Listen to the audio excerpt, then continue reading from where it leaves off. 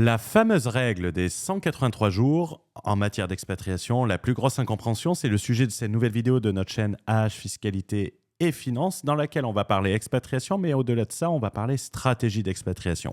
Avant de commencer les rappels habituels, pense à t'abonner, pense à nous rejoindre sur Telegram. Nous sommes plus de 3300 sur le canal pour du contenu exclusif. Tu peux également rejoindre notre Discord pour échanger avec la communauté, poser tes questions, trouver des réponses, partager ton expérience. Le lien se trouve dans la bio. Tu trouveras également dans la bio le lien de programme offert, notamment Expat Strategic Pro, qui te permettra d'adopter des stratégies d'expatriation et déjouer les pièges de l'expatriation et aller plus en profondeur sur ce que nous allons voir dans cette vidéo. En guise d'introduction, je vais commencer par cette fameuse règle, les 183 jours. Généralement, et je le vois trop souvent, on résume l'expatriation à 183 jours, alors que ce n'est pas du tout le cas. 183 jours, ne plus passer 183 jours en France, passer 183 jours dans un autre pays. Cette règle, qui est souvent subsidiaire, et je vais te l'expliquer ensuite, et elle est excessivement mal comprise, et nous allons nous intéresser à cela dans cette vidéo. À titre introductif, et tu dois comprendre cela, une personne passant plus de 183 jours dans un pays peut être considérée comme un non-résident de ce pays, alors qu'une personne passant moins de 183 jours pourra être considérée comme un résident fiscal du même pays. Tout est une question de stratégie. Tout est une question de tactique. En parlant de tactique, je t'invite à t'inscrire à notre masterclass 5% d'impôts sans avoir à passer 183 jours et pouvant investir massivement. Pour optimiser, il va falloir passer par l'expatriation au début. Optimiser tes taxes, quelquefois, peut te coûter plus cher en choisissant mal ton pays d'expatriation, notamment en coût d'opportunité, et on va te le chiffrer, on va te le montrer. Par exemple, une expatriation à Dubaï te fera économiser un peu plus de 8 400 € d'impôts sur les sociétés par rapport à une autre juridiction, sur 300 000 € de bénéfices, mais elle va te coûter d'un autre côté, en frais d'encaissement Stripe, si ta clientèle est en Europe, 25 000 balles de plus. Donc, pour économiser 8 400 balles, tu payes 25 000 € de plus. Mais surtout, on se rendra compte que l'écart de lifestyle, si ton allocation de capital est allouée à la création d'un capital, au bout de 5 ans, la différence est de 5 millions d'euros. Pense à t'inscrire à la prochaine masterclass, l'expatriation capitaliste, pour avoir une vision d'ensemble, des stratégies claires et précises qui sont testées et chiffrées. Tout le lien se trouve dans la description, sous la vidéo et dans les commentaires. Rentrons maintenant dans le vif du sujet avec plusieurs concepts. Le concept numéro 1, pour être résident étranger, il faut passer plus de 183 jours dans le pays. C'est une règle subsidiaire. Comme je l'ai dit précédemment, la règle des 183 jours est généralement une règle par défaut si tu ne remplis pas certains critères. Si tu ne remplis pas certains critères, alors oui, tu devras passer 183 jours dans le pays pour être résident fiscal. Mais quelquefois, cela ne sera pas suffisant. C'est-à-dire que la plupart des pays avec de la stratégie, un choix intelligent, une structuration intelligente, tu pourras être résident fiscal sans passer 183 jours. Et en matière de fiscalité, retiens également ce qui est un avantage dans un sens et forcément un inconvénient dans l'autre. Et le fait d'être résident fiscal d'un pays sans passer 183 jours, tu dis putain, c'est cool, mais il y a également un corollaire à cette notion. Dans les pays en développement, ce que j'appelle pays en développement, ça va être les pays, notamment en Asie, en Amérique latine, on va trouver généralement cette règle des 183 jours comme simple règle.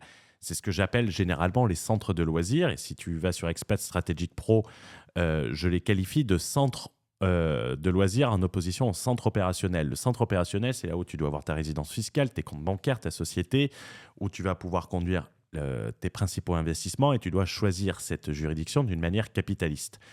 Et dans le centre de loisirs, tu seras résident si tu passes plus de 183 jours. Tu pourras blinder ta résidence, donc quelquefois ça ne sera pas suffisant. Et dans ton centre opérationnel, tu n'auras pas besoin de passer 183 jours. Ce qui va être pratique pour une technique qu'on va intituler une technique originale, qu'on va appeler la N2TR. Ça sera révélé dans le Borderless Entrepreneur dans sa version V4 pour permettre à la fois une mobilité, une sécurité et une stabilité. J'avais parlé de binarité, c'est ce que je vais appeler l'effet qui se coule. Effectivement, il faut bien comprendre une chose. Il faut bien comprendre que si tu n'as pas besoin de passer 183 jours dans un pays pour devenir résident fiscal, par exemple, parlons de l'Estonie, ce qui est cool en soi, tu te dis « ouais, c'est cool, je ne vais pas avoir besoin de passer 183 jours ». en Estonie pour être résident fiscal. Il faut que tu comprennes également que, par exemple, tu n'as pas besoin de passer 183 jours en France pour être également considéré de résident fiscal. D'ailleurs, si tu prends les conditions de résidence fiscale françaises qui sont au 4B, tu te rends compte qu'il n'y a pas cette notion de 183 jours. Par exemple, en France, tu n'as pas besoin de passer 183 jours pour être résident fiscal. Tu peux avoir d'autres éléments qui déclenchent ta résidence fiscale. C'est-à-dire que même en passant moins de 183 jours en France, en t'expatriant, tu peux te retrouver résident fiscal français. Tu as un risque d'être considéré de résident fiscal français si tu ne mets pas en place une stratégie dans son ensemble. Tu vas avoir également des pays à conditions supplémentaires, c'est-à-dire qu'il va falloir remplir un critère temps et un autre critère. Certains pays vont avoir une condition de temps et une autre condition. Certains pays vont également te considérer résident fiscal si tu passes moins de 183 jours tout en remplissant une autre condition. Donc, il va falloir être vraiment touchy sur le choix du pays et sur la lecture des conditions de résidence fiscale et sur aller chercher ces conditions de résidence fiscale en profondeur.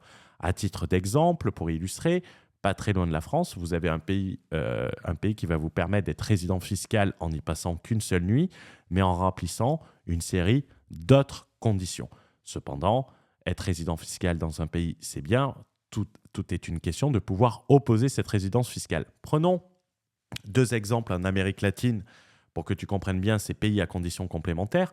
Prenons par exemple le Costa Rica, pays à fiscalité territoriale, qui dit que les foreign individuals who have continuously lived or spent at least 6 months in Costa Rica territory, c'est-à-dire il faut passer 6 mois de manière continue ou discontinue sur les territoires du Costa Rica, and, condition complémentaire, il faut avoir reçu des revenus depuis de sources costaricaines durant l'année fiscale. C'est-à-dire que passer 183 jours au Costa Rica n'est pas suffisant pour avoir la résidence fiscale. Il faudra également recevoir des revenus de sources locales. Tu as tous les textes si tu veux le vérifier. Également, au Panama, mise à jour le 14 juin 2023, Panama qui est une destination que beaucoup de personnes évoquent, un résident fiscal au Panama est une personne qui va être localisée au Panama pendant 183 jours par an. Il y a le critère temps, mais également qui va générer des revenus au Panama. Le and has been generating income in Panama. Donc, pour être résident fiscal au Panama, il faut passer 6 mois et générer des revenus depuis le Panama. Donc, quand les gens te disent société offshore au Panama, 0% d'impôt, comment ils peuvent remplir la deuxième partie de la génération de revenus depuis le Panama? S'ils ne peuvent pas remplir cette condition, comment peuvent-ils être résidents fiscaux? S'ils ne sont pas résidents fiscaux, comment peuvent-ils opposer leur résidence fiscale si la France décide de dire « mais êtes-vous réellement résident fiscal ou la Belgique ?» Retiens, ça c'est important. Le deuxième concept que je veux avoir, qui va découler du premier concept que nous avons vu, c'est la notion de résidence fiscale sur le papier et la résidence fiscale ciseaux. On va faire un petit chifoumi. Le concept de résidence fiscale sur le papier, c'est ce que j'appelle la résidence fiscale que tu as sur le papier, mais que tu ne vas pas pouvoir opposer en cas d'un conflit de résidence ou en cas d'un problème de résidence fiscale. C'est la distinction que je fais dans Expat Stratégique Pro entre obtenir et opposer une résidence fiscale. Je vais beaucoup plus en profondeur dans le programme sur ce sujet, donc n'hésite pas à le consulter et à le regarder attentivement. Retiens que opposer sa résidence fiscale, notamment si un autre pays, par exemple ton pays d'origine, te considère résident fiscal, c'est primordial.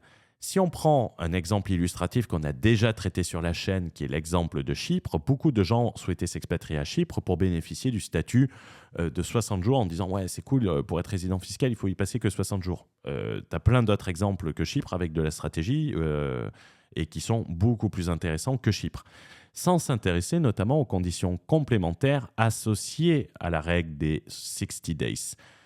Ces règles complémentaires, c'était de ne pas passer plus de 183 jours dans un autre pays, ça c'est bien, et ne pas être considéré résident fiscal dans un autre pays. Vu que tu peux être résident fiscal sans y passer 183 jours, ta résidence fiscale à Chypre tombait automatiquement. C'était une résidence fiscale sur le papier, tu ne pouvais pas l'opposer, donc tu perdais en liberté. La résidence fiscale à Chypre sur les 60 jours est donc une résidence fiscale papier. C'est une résidence fiscale difficilement opposable. Et quand est-ce qu'on oppose la résidence fiscale, c'est lorsque je parle de blindage de résidence et de conflit de résidence, c'est là que le blindage de résidence pour opposer sa résidence fiscale rentre en œuvre avec des stratégies précises, avec une tactique précise.